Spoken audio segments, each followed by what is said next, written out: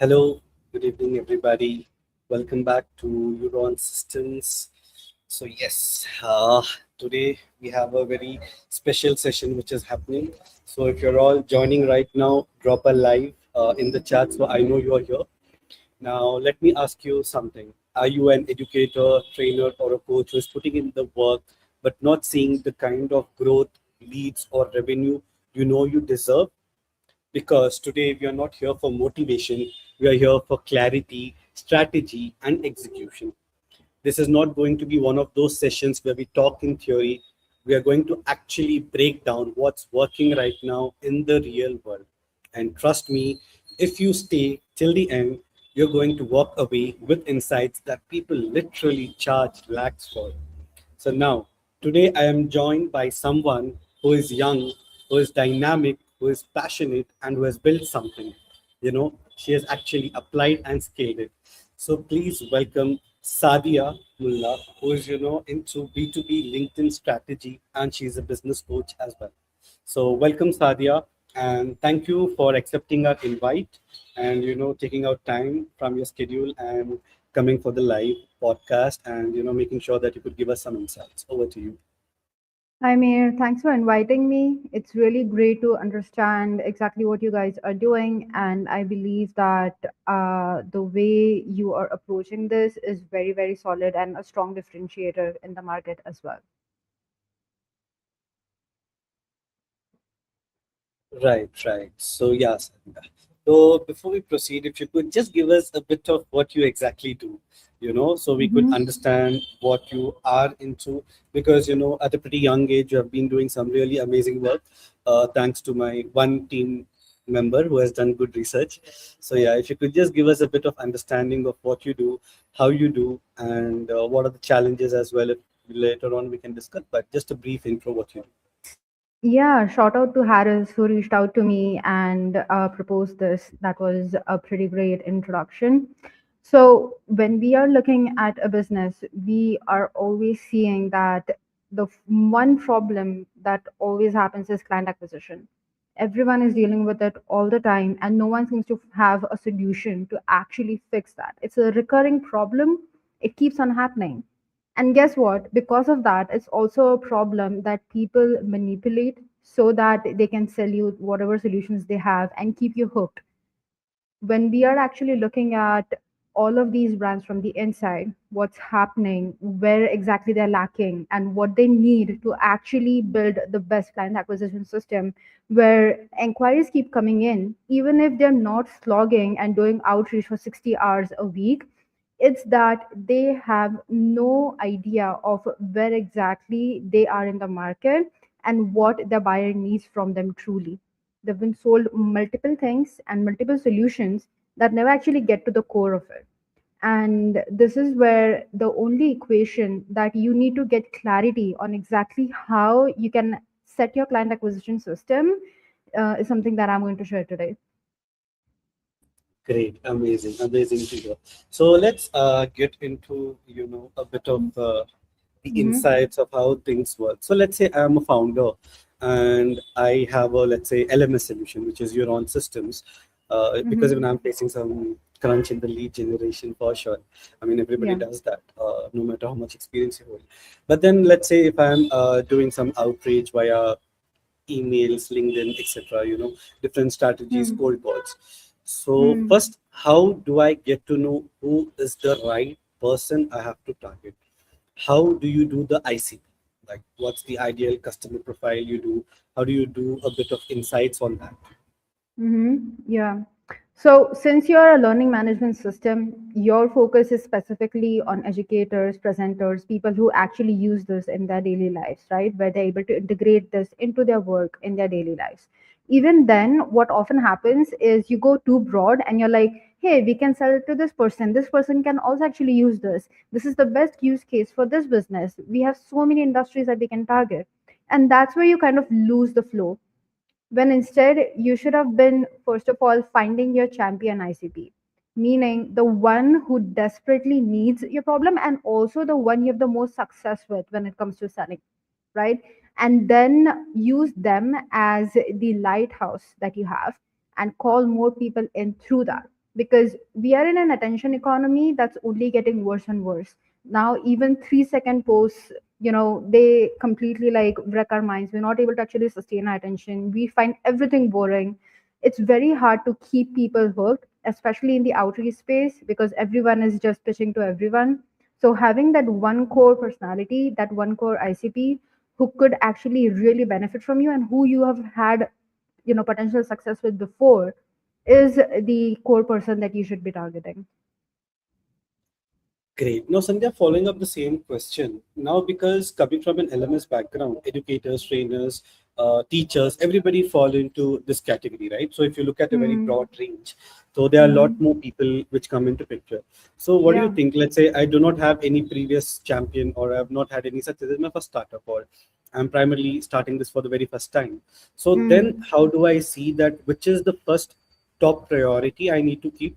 That okay, this is the segment which I'll target. Let's say just NEET exam or just IIT preparation exams or JEE preparation exam trainers I'll do.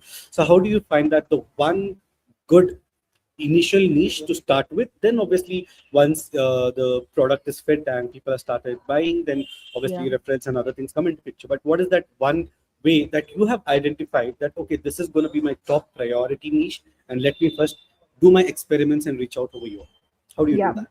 And that kind of product market fit is very, very important to achieve in the beginning, for sure. That's where you find the riches for your company, right? That's very true. Now when you're starting to do that, what you're going to notice is everyone is saying this industry is the best. You should target this particular ICP. They are, booming right now. Or your competitors primarily sell to a specific persona, right? And then you're told, hey, you should also do the same thing, and you're kind of confused as to what to do. In such cases, the first thing that you need to do is lessen the amount of efforts that you're putting in every direction and just put it into one direction, right? So, first, look at the pre tested hypothesis that has actually been confirmed by other companies. What exactly has worked for them?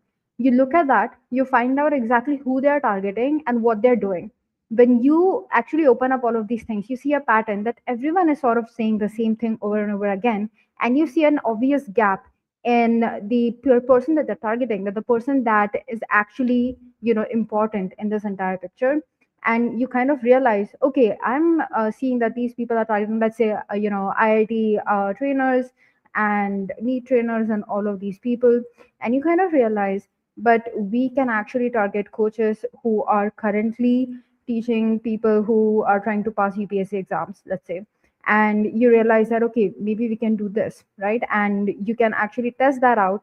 And the best way, of course, is first to test the demand with inbound, but also simultaneously do outreach, because that's the quickest validation test for you to understand if your messaging is landing well or not.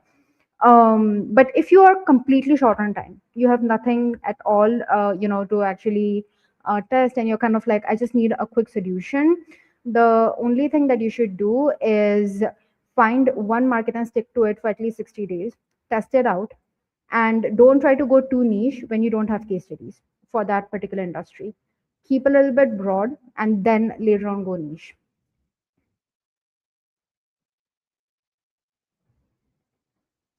Great, got it. Amazing, Sadia. Now let's get into what you actually are a pro at, or what you have been built as a brand, as a B2B LinkedIn strategist. I as a person personally love this because I have had some kind of a decent success with, LinkedIn. And, I have Mm-hmm. something around a few, let me just flex, 20 plus thousand followers, Mm-hmm. because my other social media are not even in three digits. So I'm not a person who is active in other social media. I'm a little bit active in LinkedIn. So Mm. as a That's B2B good. person, or a person who has been doing great in LinkedIn, what would you say, me? First thing is, how important is the profile?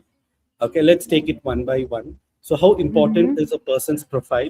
Second, how is the outreach coming? Let's get into that further details. But if you could give me an understanding, what is the importance of the profile, and what an actual ideal good profile according to you looks like, that as soon as I see it, in 3 seconds, boom, I need to connect with this person, or let me accept this person's invite, etc.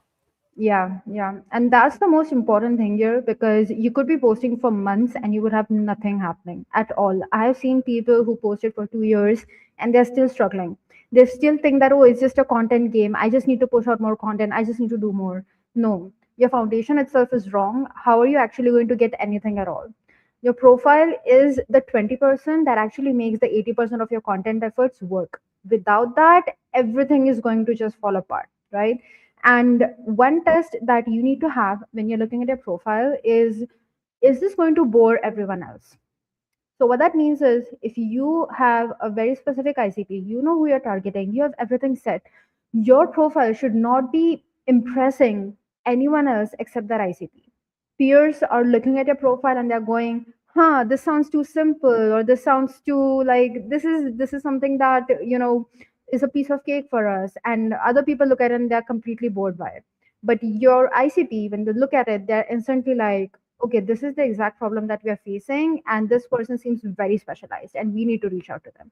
That's when they instantly go like, okay, I need to look at the rest of the profile. I need to follow them silently, look at the content a couple of months, and then reach out to them. Amazing. So Sadia, if you don't mind, I'll just share my screen and just share my profile, if that is okay. Hmm. I know this is You something want which me is to out of the roast it? box. Yes, that's what I require from your end. Okay. Because I Um, somewhere in my mind have yeah. that, okay, my profile is a little bit good. Not like it's amazing, but I feel it's a little bit Hmm. good. So if you could just help us out if it is really good or Sure, okay. sure. Just don't take anything personally, because this No, is no, not at purely all. a profile, okay? It's not Yeah, about sure. anything else, all right? Because people really get riled up when it happens, and it happens the same, in the same way with me as well. But let's just like look at the profile as a standalone. Cool. Yeah. So I believe you can see my screen. Yeah, let me just zoom in. Okay. Sales head at Euron Systems, helping coaches and educators scale. Okay. Okay. So the first thing is helping coaches and educators scale is not really helping your cause, as in Mhm. you are saying the same thing in the same way that everyone else says, right? Especially the word helping is very very overused now. We have to like cut that out immediately and actually use words that make the person think about themselves, right? Okay. The second thing is when you say sales head at Euron Systems, you are kind of telling people that, hey, if I connect with you, please do not accept my request because I'm going to pitch you. That happens a lot of the times, and people get spooked by that. Instead, if you are the subject matter expert of your company and you know exactly what your product does, especially as a sales head or a sales rep even, or a business development rep, the thing that you should be leading with is what's really paining your prospect, instead of what you are or who you are, what you do, or whatever that is, right? For example, if you look at my headline, it starts with hate ads, so I perfected inbound inquiries, right? That's it. That's as simple as it gets. What happens because of that is people who love content but hate, paid ads, they instantly relate to that. They feel like, okay, this person and I are on the same wavelength. And then I say I perfected inbound inquiries. They're like, okay, they have a system and it's a very snatchy headline. So they remember it and then they reach out to me, right? But when we are looking at your headline, we are not really seeing that one element that makes them go, hey, this person, I need to click on their profile. Because, like you said, the first 3 to 4 seconds is where they actually decide if you're worth it or not, if you're even worth a look or not, right? And if that's not actually there, then they're going to be like, hey, this is going to waste my time saying the same thing as everyone else, right? Now, when we're looking at the one problem that your ICP has, we have to pinpoint exactly what they're struggling with or exactly what their desire is, right? Since you are primarily, would you say that you're selling B2C more often than B2B? It's B2B actually, but yeah, B2B, B2C, you can tell a mixture, 60/40. If you're selling B2B, then the language needs to change a lot more than this. Because when we are looking at people who own businesses and are proud of their businesses, they see themselves as, yes, a coach, but also a business owner, right? But here, it kind of feels like you're actually targeting B2C, or people who are just in jobs, or people who are just coaches and don't really see themselves as a business. We don't want that sort of vibe. We want to actually like make that person think that you think highly of them. That matters a lot. Mhm. That's one of the core principles of persuasion. But what I would recommend to begin with is find that one core problem that they have not been able to solve, and talk about that first, and then the rest of the stuff, right? The second thing is, I think I just saw, I think you deleted that. There was a part in your headline that said scale from 1 lakh per month to 10 lakh per month, right? Yeah, I mean, still it's there on my cover picture. Okay, that is super important, right? It's showing the ROI that you give them and the promise that you have for them, but then back that up with an actual ROI that you have achieved for your clients, right? First thing is the number of clients that you have had. Second thing is how much in total net revenue have you actually contributed for these people. I know that it's a lot to like sit down, look at your books, measure exactly who got how much and all of those things, but it helps so much in that first impression that the person has of you, because they understand that you mean business and you've done this a lot of times and you know exactly what you're talking about, right? So that matters a lot. Then we are looking at the rest of the stuff: funnels, LMS, lead systems. I would say that since the concept of LMS in itself is not always wide known within your category, it's better to not like talk about that a lot, or lead with that a lot, but instead break it down into a very simple statement where they're able to understand what that LMS does, right? What is that LMS bringing for them? Like, if there is a very specific definition that you have inside your company to explain what exactly an LMS is about, use that instead, right? And then you're saying live business audits. Is that what we are doing right now, or is this something that you offer Yeah, as a complementary thing? right now which we are doing. Okay, okay. So I would say that don't add that, honestly. There's no need to add that there. Your real estate for your headline is, very, very important. You can remove that and keep that, somewhere else. And I would say the only thing that you should focus on first is finding that one pain point that you can really, really like press and create a visceral reaction over, and add that at the beginning of your headline. And it should be very punchy and short, like 3 to 5 words, right? So if they're looking at one of the comments that you've made or a post that you've made, they are only able to see the first 3 to 5 words. If they're not understanding or getting a feeling, a sentiment, they're not going to associate you with anything, and they're not going to click your profile, right? So to have that first thing that's super, super visceral and like a punch in the gut, you need to like just have that one thing. And that kind of takes a lot of brainstorming and, sitting down quietly and looking at things and all of that. Got it. Do you also want me to do your banner? Yeah, I mean it's pretty bad, but you can do it. Yeah, it is. It is pretty bad, I would say. Um, I I would got definitely frustrated say, after a point of time. My brainstorming yeah, or the GPT and Gemini and the other combinations I with my know. this thing No, the kind of. problem the problem with AI is not that it's bad, it's that it's really good, but it's very bad at actually processing things, right? It goes to the point that I was trying to use it to build designs, and it just got so frustrating that I was like, I will just hire someone for this. I don't want to do any of this, right? And Mhm. that's where it just misleads you and kind of causes a decision fatigue where you're not able to understand what's actually good and what's not, right? So that's very common. When we're looking at your banner, you don't need to say a lot of things in your banner, right? It's counterintuitive to feel like, oh no, I need to have a lot of information. People need to know exactly what we're about, exactly what we do. But your banner is something that's just being a complementary effect of your headline. So people look at a headline and your banner, and they should feel the exact thing that you want them to feel through a mix of both. Because right now, what's happening is your banner is saying a lot of things, and then your headline is saying a lot of things. We registered nothing then. Instead, if your banner is minimal, it's not really saying a lot of things, it just says one thing, and then that kind of becomes your hook point for those people. They actually are able to retain whatever is written in your headline and remember you through that and associate you with the ROI that you have, the numbers that you have, and exactly who you're trying to help. ठीक है. I'll take this much for now, considering the time constraints.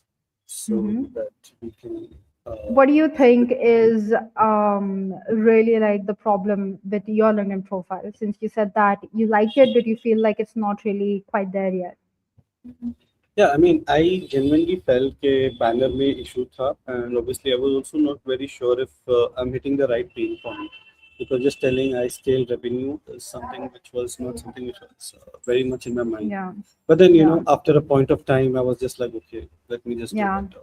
yeah. You get That does frustrated, happen. Yeah, this which is especially second why part. that one pain point thing is very important because it makes that revenue impact statement very real.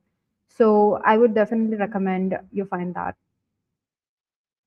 Sure, we'll definitely do that. So let me just go ahead with the next set of questions. And by the way, thank you so much for the free advice and breaking down how we can really look Yeah, into it. it's always fun for me to do that.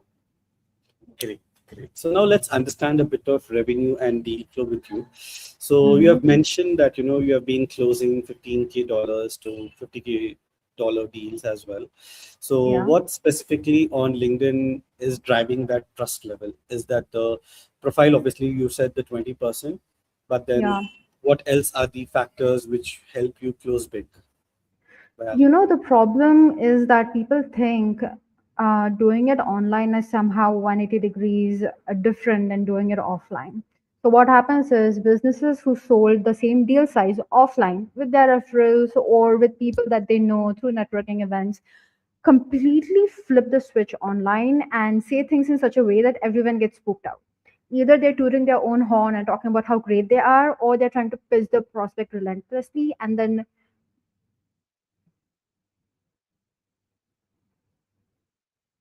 okay, should I continue? so, yeah, I can continue. I'm so sorry for that. Yeah.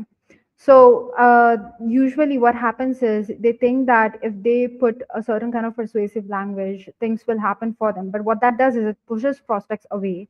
The one key rule of B2B is you don't make it obvious that you want to sell something.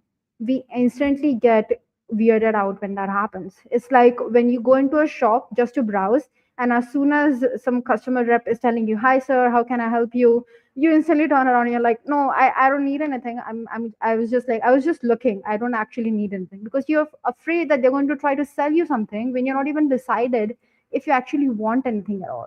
And that's what happens with everyone, right? The problem is never that you don't have enough case studies or your content is not having enough formats. You need more video, you need to do this more, you have more followers. None of that matters. What matters is whether you are selling to solution hungry customers and whether your narrative is built in a way that they can actually see themselves in it and they can trust you through that. Got it. Great. So now, Sadia, the big question. What's the exact process that helps your content to become a conversion, which eventually helps you closing? Because as you said, people keep posting left and right. People do content for a very, very long time. But what is that aspect which is helping you to push it the content, which gets converted to a conversation? Obviously, then the demo or whatever the meet happens, and then eventually comes Mhm. into as a closure. So at least getting to an SQL. How is it? What's your strategy, or how are you able to pull that off specifically? Okay. So when we are looking at what exactly will make someone reach out to you, it's often quite opposite to what you think. So adding CTAs in your posts makes people not reach out to you. And what happens is, I've tested this across multiple brands now. When you add CTAs, only people who want a freebie are going to reach out to you, not people who truly want to work with you, right? Because people who want to work with you don't really care about free stuff. They already have a huge problem that they need solving. They have not been able to sleep because of that. It's serious for them. It's not just, oh, I'm just going to get a free audit, let me do it, it will be fun. They don't care about that, right? To actually get to that point, first of all, your profile, like I mentioned, is super important. And what you should do, the one place that you add a CTA to is in your profile, primarily in your headline, in your about section, and in your experiences section.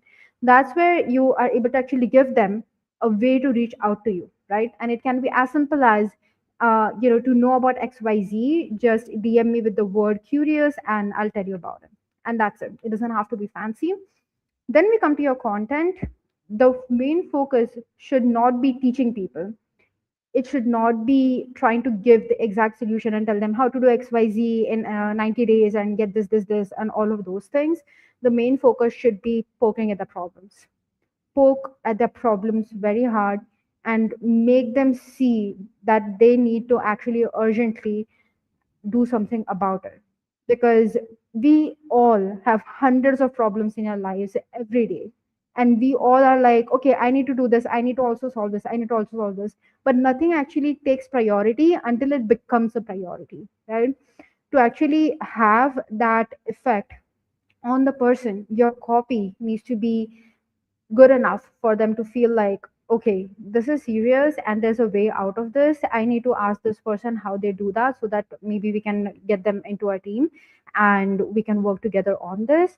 But a very, very assumption, basic assumption and a prerequisite for that is that you're already targeting solution hungry customers, right? What that means is people who are already in the market to buy, not people who are still browsing, not the 97% of the crowd that is still thinking, oh, I was exposed to this, maybe this is cool, I know what an LMS is, maybe I should look into that. None of that. People who already understand what an LMS is, have been burned by other learning management systems, and now need a core LMS that answers all of their problems and has excellent customer service that can actually take them through every step of the way. Then you are able to actually call these specific solution hungry buyers inside, and it gets way easier to have a conversation with them and to actually convert them. Okay. So how does somebody understand that there are people looking for a solution, let's say via LinkedIn? Is it the reviews? Is it the post which they do? See, everybody does not come out very easily and put out on social media channels that they're not happy with the platform, or Mm-hmm. they're not really doing good. So how Yeah. does somebody find that, okay, if this is the target company, how do I know that they have actually a problem with the current system and I could give them the right solution? How do you trigger that, or how do you find that? Yeah, so the first thing that we're looking at is intent signals, right? What are those? They are basically little signals that tell us exactly what this company might be missing in the context of the specific service that we offer, right? So let's take my example. When I'm looking at people and how they're doing things, I'm looking at their website and their positioning, first of all. I know that they have been shifting their positioning and they're trying to sound like a top competitor. So they're clearly trying to put in effort. Then I look at their careers page. If they're hiring people like me full time to actually fix their stuff, or if they have actually like put out feelers for that on Reddit, on their own LinkedIn, in their company page, they're actively posting, I know that they're currently in the market to buy. And another is a prospecting framework that I usually use, but that would be way too complicated to discuss over here. But that's usually how I find it. Now, when it comes to things where, like you said, it's not easy to find out exactly if this person is, facing this problem or not. What you need to look at, let's take your example. If you're looking at a learning management system and if you're looking at coaches, what we need to look at is signs that the coach is trying to grow but is not able to, right? One is they've been posting relentlessly, they're putting out a lot of offers, and they're constantly putting out CTAs in their posts. They're constantly trying to make noise, building new websites, building new funnels, trying to put out different things, trying to make themselves look big, but they're not able to actually reach that level. You instantly see that in the way that they're approaching things, and you know that this person is frustrated and they are completely done with everything and they've tried a lot of things till now. And of course, one more way would be to actually look at specific records of people who are currently using an LMS, what's happening with them. And that's kind of like an internal industry thing, right? So that's something that you would have to figure out within your company. Got it. Great. By the way, nice way to put away your paid services, not to be just told on a live podcast by saying it's complicated. But yeah, just wanted to understand one more thing. How much I time didn't does get it what you take? just said actually. No, the Nice. way you said your framework is complicated. It's a nice way to Mhm. tell that मैं free में नहीं दूंगी. I the think, strategies? yeah, because the problem is I'll have to show you on LinkedIn, and that's going to take 20 minutes. So it's really complicated. I'm not really kidding here. A client looked at that and he was like, "I'm getting a migraine. Let's talk later." That's how it feels, because this is completely psychological warfare. This is not just, oh, you just click these buttons and you select certain filters. It's very, very intricate. That's why. Got it. Great. So let's say ideally, if I am doing the above mentioned things a bit right, so what is the time period does it take for somebody to get an inbound lead? Now we're Hmm. talking about we reaching out, we doing stuff. So how do we make people reach out to us for their requirements? How does the I'm inbound hearing two strategy questions work? right now. I'm hearing two questions. Which should I take on first? Okay, let's take the second part first. How does somebody try to get inbound leads? Then we can let know how much time does it take. Yeah. So, look, when we are talking about inbound leads, we need to define what a lead is, because everyone is fooled by the fact that a lead is just a stranger who is in the target industry of your ICP. That's not a lead. That's just a stranger on the internet who is existing by themselves. They have no awareness of what you do. They have no interest in working with you, and they have no need for the service that you offer. That's not a lead. Okay. When we are talking about inbound specifically, the highest standard and the most bare minimum standard that I track is direct inquiries. That is, people come into your DMs, they tell you exactly what their problems are, and they tell you that they need you to solve it for them. That's what we are tracking. And when we're looking at, hey, like, how do we actually crack this code and how do we actually get inbound, it's never just a straight system of, hey, just post content and things will happen, or build your profile and things will happen, because everyone does that. The formats and everything else does not really matter if you don't have the core edge, the core substance in your content that's actually going to make them think, okay, this person is different and we need to reach out to them, we need to think about talking with them. And that's something very abstract. It's not as simple as top 10 in the industry or top 1% in the industry or anything like that. It's a little bit more complicated than that. I'm not really sure how to explain that to you, honestly. I would need an example. Got it. No worries. But let's say if according to you your framework works, so what does the timeline look like that people could reach out to you potentially? Yeah, so the thing is that there is no one fixed timeline. People have told a lot of the times that it takes 9 months, it takes 6 months. None of that is true. Some of my clients have gotten inbound inquiries in 3 weeks of posting, some by the third post, some by 7 weeks of posting. There is no one limit as to when they could be getting inquiries. But what you should be focusing on is how long are we testing something, and that should be at least 8 weeks. Don't pivot your strategy and don't change things before 8 weeks. Only when you have concrete understanding of how exactly your audience is responding, then you actually choose the strategy. Got it. Great. So now, Sadia, one simple question. Let's say anybody as a founder or a sales person, outbound versus inbound, which should he focus more on? If they are just starting in the industry, Yeah, let's say just starting in the industry, 1 month. yeah, if you're just starting, I would definitely say don't be a fool and think, hey, I'm just going to post a lot of content and get clients. Doesn't happen that way. Content is not the only thing that's helping you, and there's a lot of more elements in the picture. Plus the pressure of not knowing when your client will come in when you have nothing going for you is not really bearable. So in the beginning, always start with referrals. They are the strongest hook that you can have to actually grab in quick clients, and start with outbound. It's going to be a lot of effort. You're going to put in like 50, 60 hours a week, get maybe 2 hours of meeting work, and then maybe 3 to 4 clients from it. But it actually works. And then you simultaneously start inbound. And inbound helps you because by month 3 now, you have inquiries coming in without doing any work, and you are compounding the amount of inquiries that you're getting, the kind of inquiries that you're getting. And that's where inbound really starts feeling sweet and not like heavy for you. And outbound, the need for outbound ceases, and you don't have to put in as much effort into outbound alone. Great, understood, amazing. I mean, Sada, if you don't mind, what's your age like? You can give a range. You look quite mature, but your face is quite a baby face. So, do you have a lot of experience in the industry, like 10, 15 years, or you're someone who is a newbie, the Gen Z expert? I have been in this for about 4.5 years now, and I also have a bachelor's in psychology. Maybe that's why you feel like I am, uh, way more, I don't know, sound than the average person. I'm not sure. But yeah, it's not really been 10 years yet, thankfully. It's just been 4 to 5 years. I have a lot of time.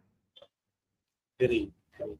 Now, let's understand a bit of differentiations and reputations which are there, right? Hmm. Because I generally see any emotional triggered post or a little bit of controversial post get some decent views, get some decent likes, but they are not the ones which generally convert. I've tested out personally, obviously. Okay. But yeah, but those are ones do not get convert. You just get wow, 5,000 views I got, 10,000 Mm. impressions I got. Sorry, and 20 people liked it, 50 people liked it. Example, Right. I am starting a new position or something like that sort. So those posts get appreciated, which I call more like Sharma ji ka beta promotion, which we do a lot on LinkedIn.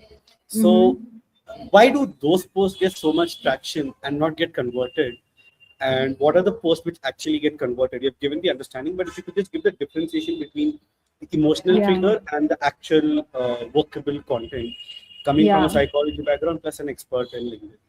Yeah. Let's delve into that. So what happens is there's two types of high view of content. Okay. So what I mean is one of my clients, we did a post on Instagram hashtag strategy, right? Very specific post, very specific topic, not very broadly talked about either right now because hashtags are dead and all of those things are circulating. That post got 16,000 views. It got him a lifetime course affiliation. It got him opportunities from different people who are asking about Instagram. And it completely just changed how his content was doing, right? And this is where the outlier comes in, where his post did have more views, but those views were from core B2B audiences, right? That's the problem. When you post about the struggles you had during your childhood or how your toxic, whatever, like company is, or when you started something happened in your life, and all of those things, you're not really targeting buyers who are actually in the market to buy. You're targeting people who are hurting just the way you were when you experienced that thing. So it's kind of just making a live audience that temporarily looks at you and goes, "Hey, I felt that too." And they feel validated through your story, and then they leave. And what happens later is something very bad because your followers increase. These people do follow you or they like your post. LinkedIn thinks that now you have changed your strategy and you're reaching out to these people as well.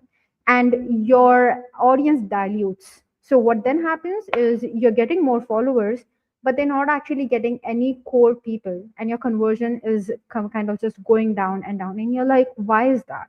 I get 200 likes on this post every week, yet I'm not really getting anything out of it, and my other posts are tanking now. Is because you showed people that you have no authority. You're just talking about things that you feel are important but are not actually building anything for your business. See, that's where the difference between personal branding and personal branding for business comes in, because we have been told that, oh, to build your personal brand you have to be authentic, you have to be this, you have to share your story.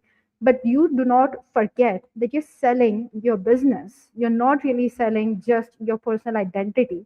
You should not be hooking your business just to your personal identity. Your business should be able to actually convert by itself.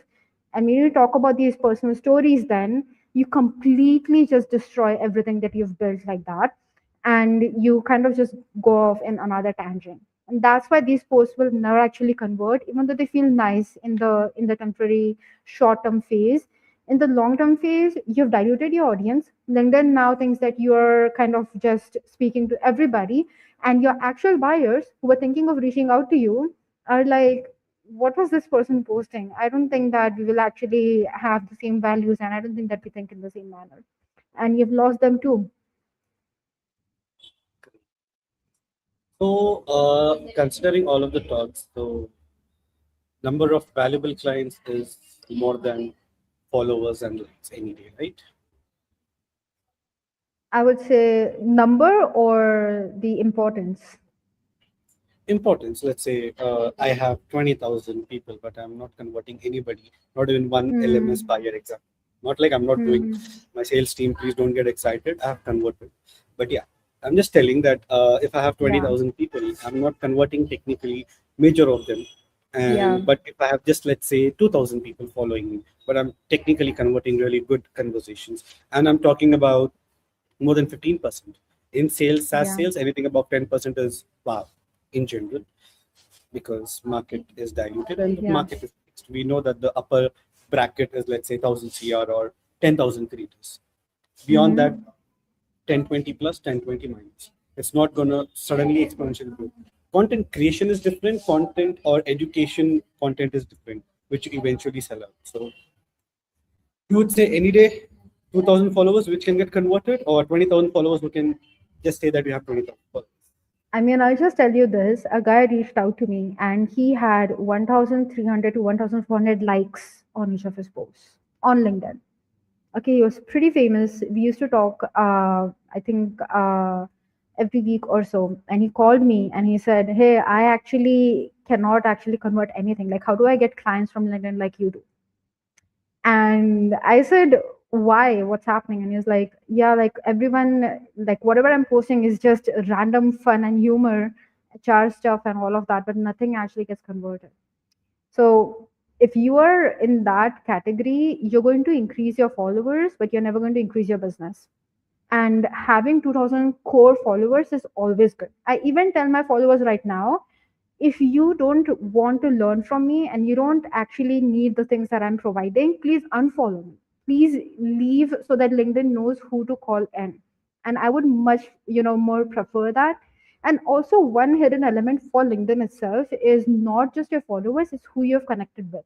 Because often what people do is to increase followers, they connect with just that many people, right? So if you have 7,000 followers, you connected with 7,000 people just to rack up the number of followers that you have, and now you have completely diluted your network, and that's way worse.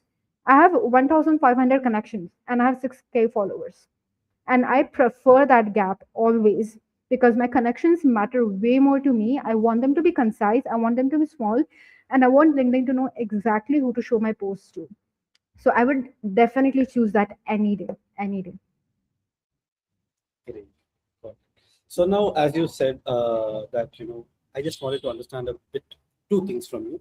One is majorly, what is that one thing which is actually not working, no matter who you are, on LinkedIn, and still people are doing it left and right. One thing on that, and the second thing, what is the one thing which is actually technically working well on LinkedIn, but people are not even trying or are not even aware of that strategy or the content or anything, Mhm. which says that one stuff which is not needed but everybody is doing, the one gold mine that nobody's seeing. What is that according to Mhm. you?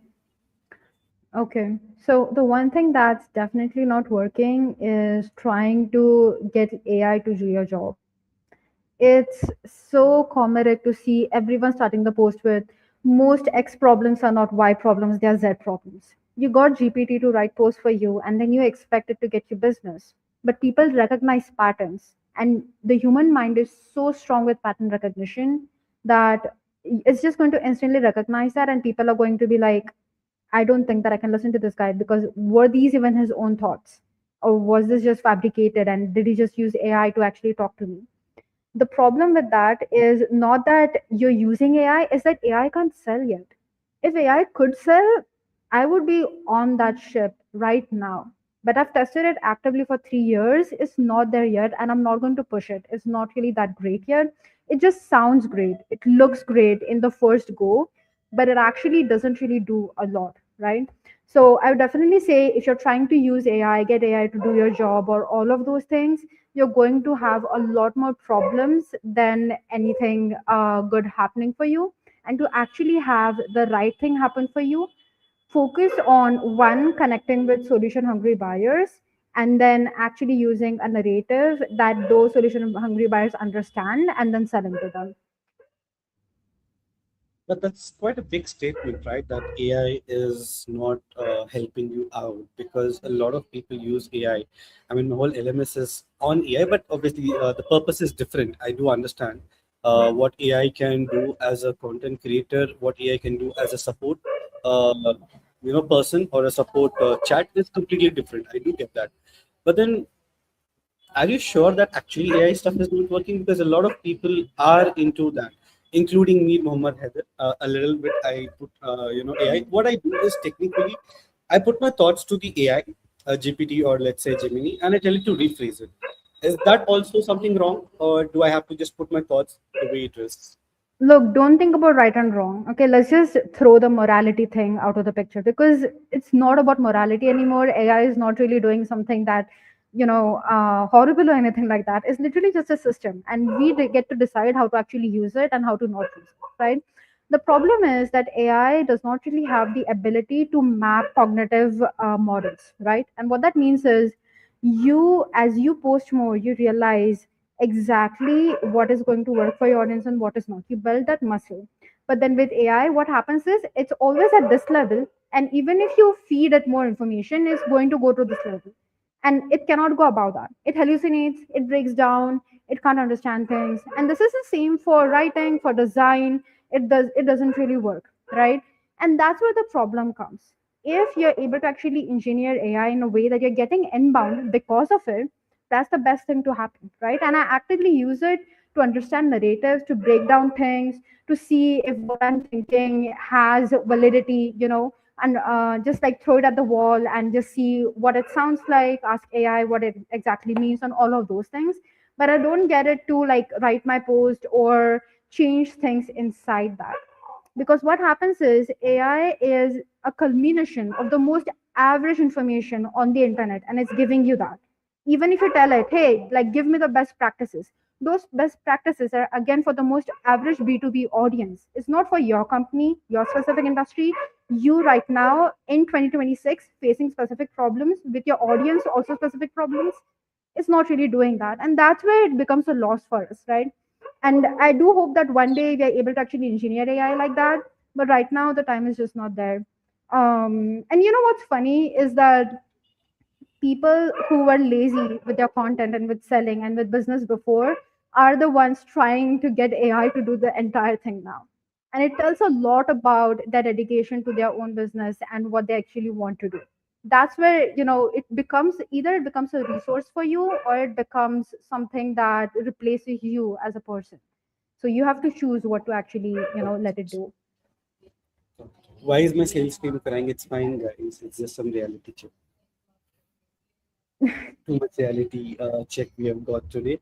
It's okay. You don't have to technically cry. You can change your strategies, because people, I have this outreach. I need certain numbers to be done at the daily level, or they have to do some work, and they happily come and tell 87 connections, bro, 90 connections, bro, 90 outreaches. I'm like, reply zero. I'm like, what? What did you do with 90 people sending them DMs? So now I understand where they are going wrong. AI Yeah, the and same problem pattern to the everybody. problem is always that, look, AI is not the villain, okay? It's literally just a tool. The problem is people are trying to get it to do its work, okay?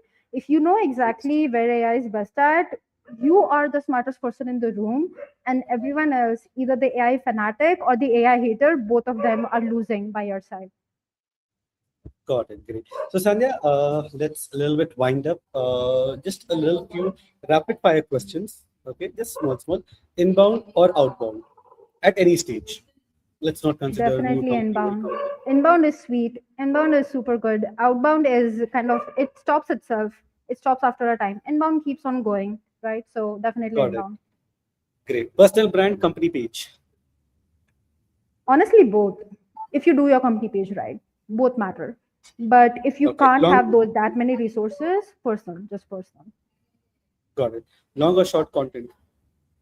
Long content to sell your movement, short content to sell your offer. Wow. Okay. Daily posting or strategic posting. Definitely strategic posting. but also not in the way, oh, I just posted once a week because I only had that much energy. That doesn't work. You need to have a discipline. Leads or authority? You cannot have leads without authority. Okay. It's a trick question. You need to have, authority to have leads.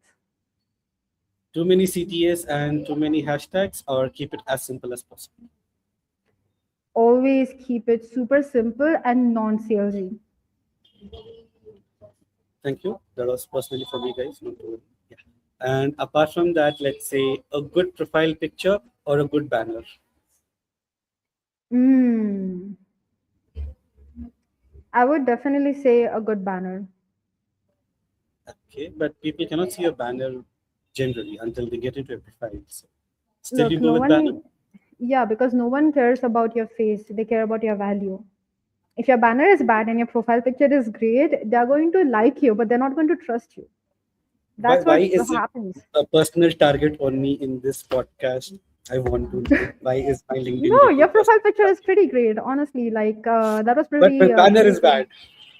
Yeah, the problem is the banner for sure. The problem, that's the thing. Like, you don't have to look great, you don't have to be great in business, you have to have the best value, right? So that's where you differentiate yourself from an influencer who is just posting for likes and trying to look good. Okay, next question. Likes or comments? Okay. I would say likes, mainly because your actual target audience is never going to comment. They never actually comment, and this has been my experience across 30 B2B brands for a lot of clients and myself included. Unless you have a very low ticket offer where you're just like selling, maybe like a little bit higher than the average population can buy.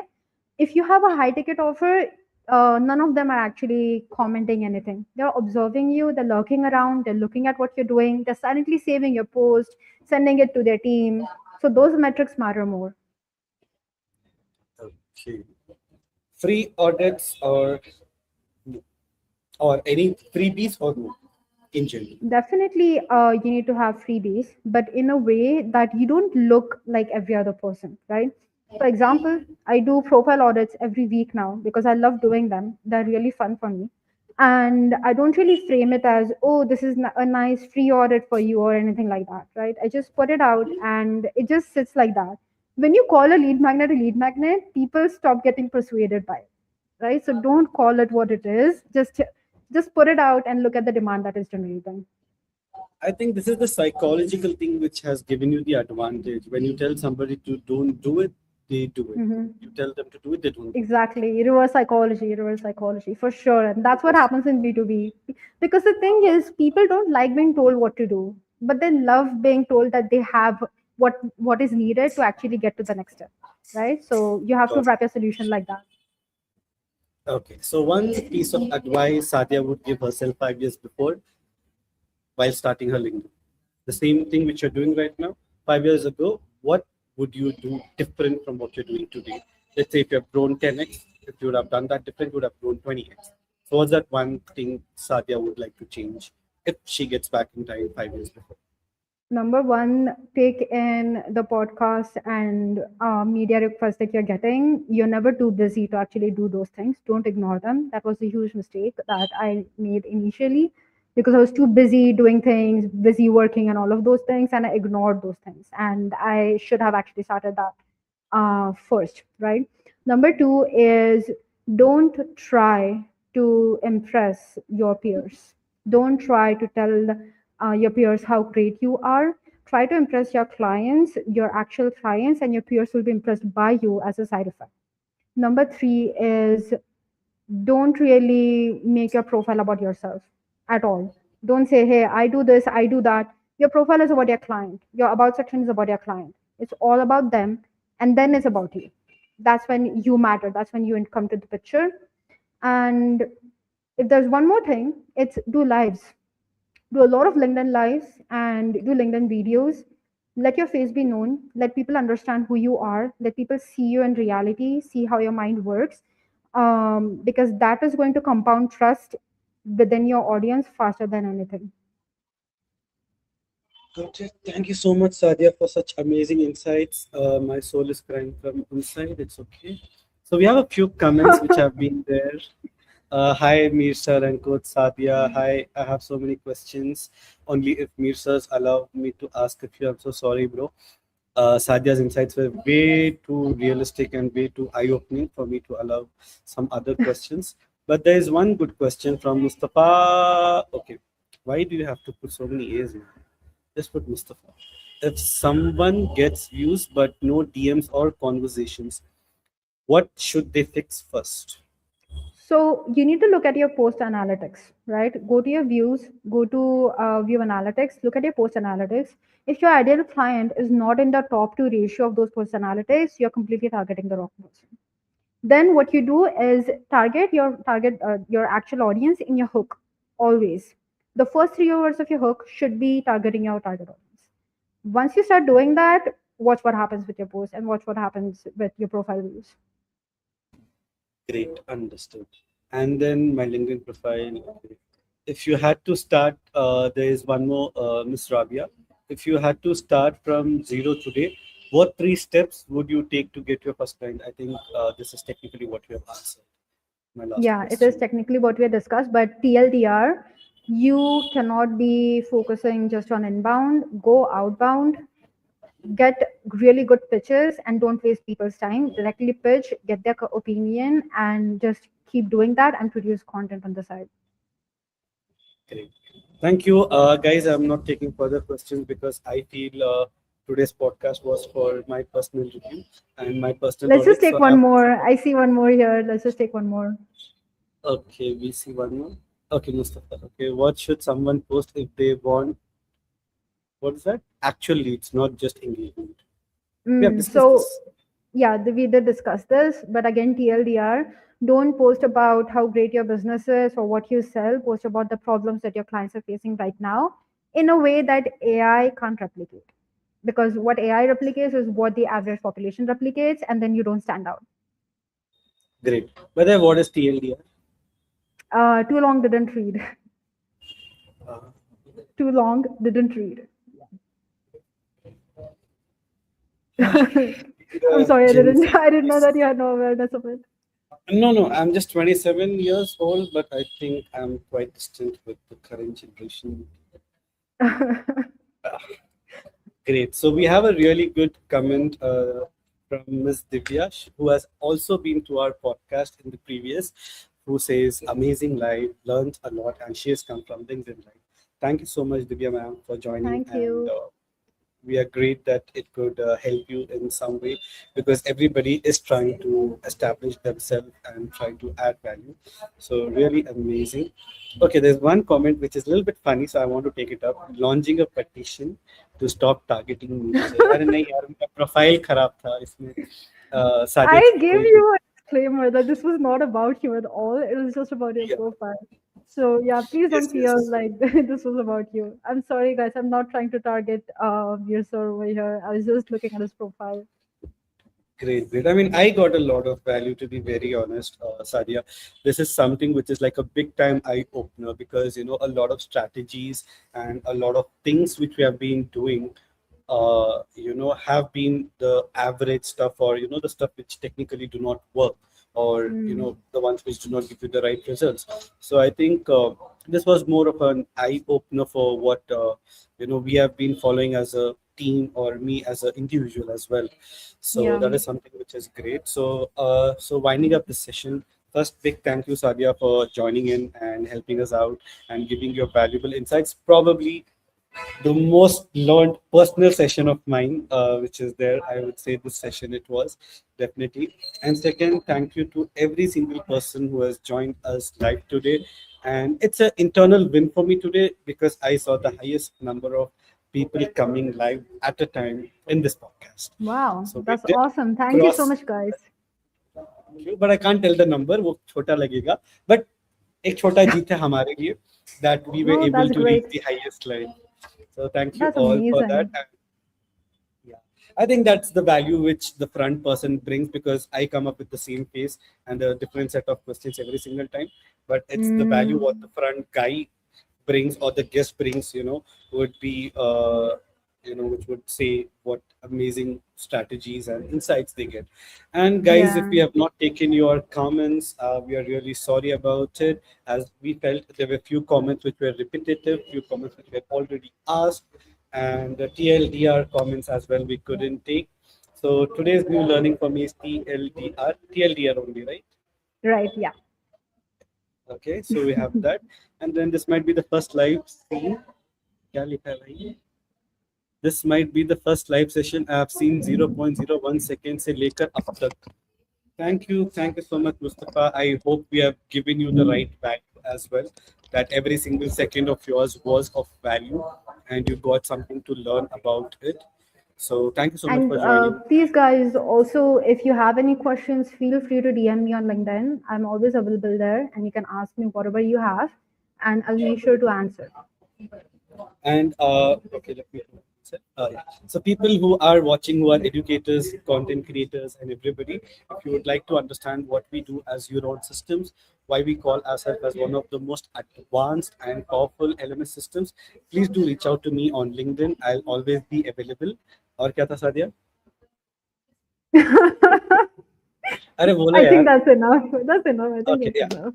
So that's it. So by the way, wrapping up the session, a big thank you first to Sadiya and a big thank you to the Euron Systems, to Mr. Sudhanshu Kumar and Sujoy, who are our co-founders, who let this actually happen, and the whole Euron system and the Euron team for making this possible, coping up with my non-technical questions and making sure that I keep sitting in the right way and taking it ahead.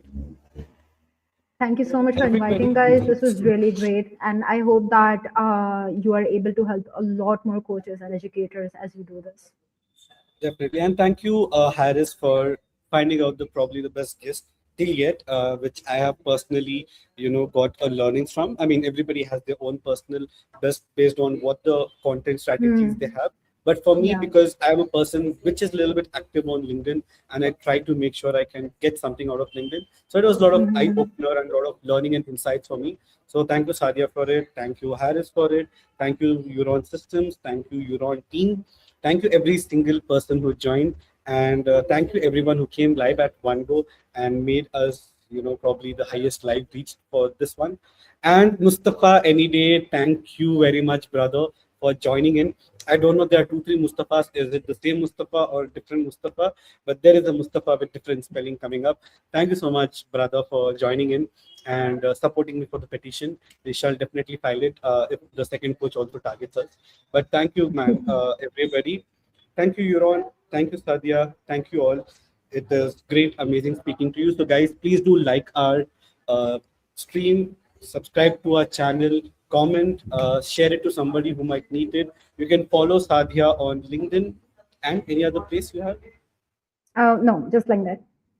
Yes, just LinkedIn. She is also just like me. No other social media. It's purely LinkedIn. Yep. So because we can get some value from it, so please do follow us. Hmm. Follow Euron Systems. Follow Euron and Euron One. Please do follow Sudhanshu sir as well. One of the best educators and teachers I have personally seen. Especially if you want to learn about AI to use it in the right way. So thank you all. Thank you, Satya. Have a great evening. Thank you all. All Have a great right. day. Thank you, Mir. Bye bye. Ciao.